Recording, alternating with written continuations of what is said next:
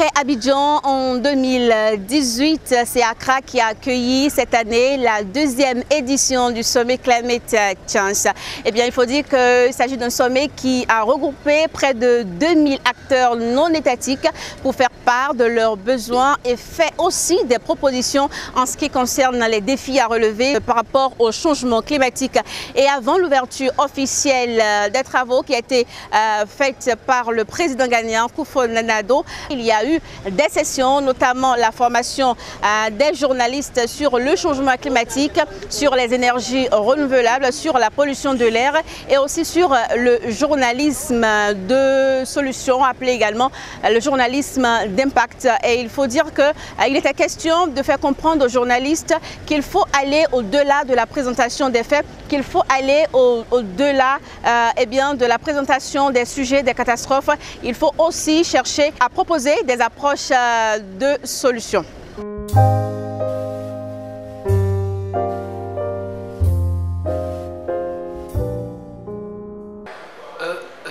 Cette formation a été vraiment une opportunité, je dirais même une occasion en or, parce que nous, journalistes qui avions décidé d'embrasser le secteur de l'environnement, nous manquons assez d'astuces et puis assez d'éléments nécessaires pour bien faire notre travail. Donc je dirais qu'aujourd'hui, principalement, ce qui m'a plus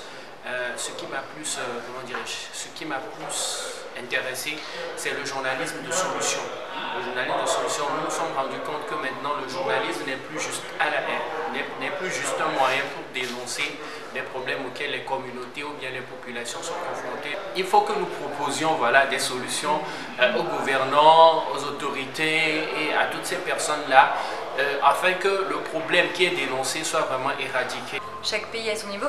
Bon, déjà, la première chose qui me vient à l'esprit, ça va être notamment l'érosion côtière. On va avoir un problème donc, sur tout le trait de côte du golfe de Guinée, avec vraiment des communautés qui vont être déplacées. C'est des choses qu'on vit déjà actuellement. Moi, je suis basée au Togo. Le trait de côte au Togo est énormément en train de changer, donc ça va vraiment faire des gros déplacements de population par rapport à ce trait de côte-là, mais on va aussi avoir des gros déplacements de population, donc, ce qui va être vraiment un impact incroyable en Afrique de l'Ouest. L'exode rural en fait, des gens qui vont venir en ville parce qu'ils vont avoir des pertes drastiques de récoltes à cause des changements climatiques et à cause des changements de saison, à cause des poches de sécheresse dans les saisons des pluies, à cause du manque d'adaptation des semences, etc. Donc, et aussi de la concurrence sur l'utilisation des ressources naturelles. Donc on va avoir beaucoup de gens qui vont aussi faire l'exode rural. Donc clairement pour les États, il y a beaucoup de priorités. Ça va être évidemment en termes d'adaptation bien sûr, ça va être l'érosion côtière, mais ça va être aussi de travailler sur l'adaptation de l'agriculture pour créer des emplois avec de la valeur ajoutée et aussi pour créer une force en termes de sécurité alimentaire et faire en sorte que ces gens puissent rester dans les milieux ruraux et continuer à avoir leurs activités agricoles. Il y a aussi un énorme enjeu en Afrique de l'Ouest qui va être, comme je disais, lié au développement urbain à cause de ces mouvements de population. On a des villes actuellement avec des services publics qui ne sont pas du tout adaptés à l'absorption de ces personnes-là. Et donc il va y avoir d'énormes enjeux en termes d'infrastructure, de développement de l'infrastructure, une infrastructure qui va devoir être résiliente, qui va devoir prendre en compte les augmentations de température, ce genre de problématiques, puisqu'on sait aussi qu'en ville, les îlots de chaleur peuvent être très élevés. Nous sommes déjà tous impactés par le dérèglement climatique. Je pourrais vous raconter la dernière sécheresse cet été en France qui menace l'élevage dans le Massif central. Vous pourriez me dire les saisons de pluie de plus en plus imprévisibles chez vous avec des impacts très importants sur l'agriculture et l'élevage. Mais si nous avons créé avec mon ami Bernard Sauvage, le secrétaire général de Climate Change, cette association internationale, ce n'est pas pour nous lamenter sur un désastre inévitable qui menace l'avenir même de nos sociétés. Et c'est bien pour relever le défi, participer à la construction d'une société des hommes capable d'imaginer des solutions.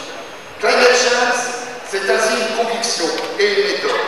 Une conviction tout d'abord, celle qui affirme que seule l'addition des actions concrètes au plus près de la réalité des territoires permettra de réduire les émissions de gaz à effet de serre. Avec ce workshop, j'ai eu l'information sur les différentes sources de financement qu'il y avait et qui étaient aussi implémentées dans notre pays. Et le fait est que les majeures sources de financement sont en anglais.